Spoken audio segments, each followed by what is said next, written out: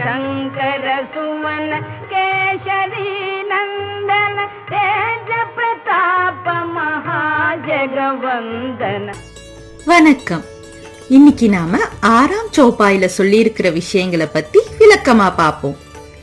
சங்கரன், அதாவது சிவனின் அம்சமானவரே, கேசரியின் புதல்வரே, உலகின் எத்திசை திரும்பினாலும் உங்களுடைய வலிமையை பற்றியும் பிரகாசத்தை பற்றியும் தான் புகழ் பாடுகின்றனர்னு அவரோட நிகரில்லா தன்மையை பத்தி எடுத்து உரைச்சிருக்காங்க.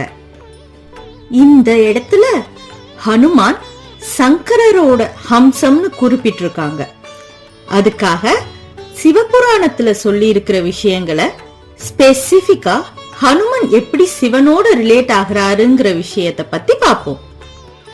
இந்த பூலோகத்துல தர்மத்தை நிலைநாட்டுறதுக்காக விஷ்ணு பகவான் மனித ரூபம் ஆன ராமாவதாரம் எடுக்கும் போது பிரம்மர் அவருக்கு துணை நிற்கும்படி சிவன் கிட்ட வேண்டி கேட்டதாகவும், அப்போ சிவன் தன்னுடைய 11வது அவதாரம் ஆன ருத்ர அவதாரத்தோட சக்திய படைச்சதாகவும் சொல்றாங்க.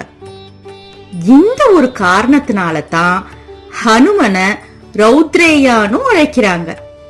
அந்த சக்தி வடிவிலான ருத்ரனை நேமநிஷ்டிகளோட தூய்மையான பக்தியும் இருக்கிறவங்களால தான் இந்த பூலோகத்துல பாத்துக்க முடியும். அப்படிப்பட்டவரா விளங்கினவர் தான் கேசரியும் அஞ்சனையும். அந்த ருத்ரனோட சக்தி ரூபத்தை வாயு மூலியமா சிவபெருமான் அஞ்சனையோட கருவுல சேர்த்துறாரு.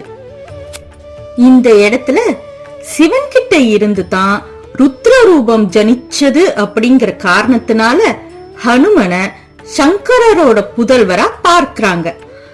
இன்னொரு கான்செப்ட்ல சிவனோட இன்னொரு அவதாரமாவே பாக்குறாங்க. இந்த ஸ்லோகத்துல குறிப்பிட்டிருக்கிறதுல சிவனின் புத்திரனா தான் வர்ணிச்சிருக்காரு. இது மூலமா ஹனுமனோட தெய்வ குணங்கள் சிவன் கிட்ட இருந்து வந்ததா சொல்றாங்க. வாயு அவரோட சக்தி ரூபமா இருக்கும்போது காத்து அருளினால அவரும் ஹனுமனோட தந்தை ஸ்தானத்தை அடையறாரு. பூலோக ஜனனத்துக்கு கேசரி தகுதியானவரா இருந்தனால அவரோட புதல்வரா உலகம் முழுதும் அறியப்படுறாரு. இப்போ இந்த ஸ்லோகத்தோட ஆர்டர் வைஸ் மீனிங் ஒரு தடவை பார்த்துடலாம். சங்கர சுவன், சிவனின் மகனே. கேசரி நந்தன், கேசரியின் புதல்வனே. தேஜ பிரதாப், பிரகாசமும் வலிமையும் கொண்டவரே. மகா ஜகபந்தன், உலகம் முழுதும் புகழ்கின்றனர் அப்படின்னு ஹனுமனை பத்தி துளசிதாசர் மனமுருகி பாடியிருக்காரு. நன்றி.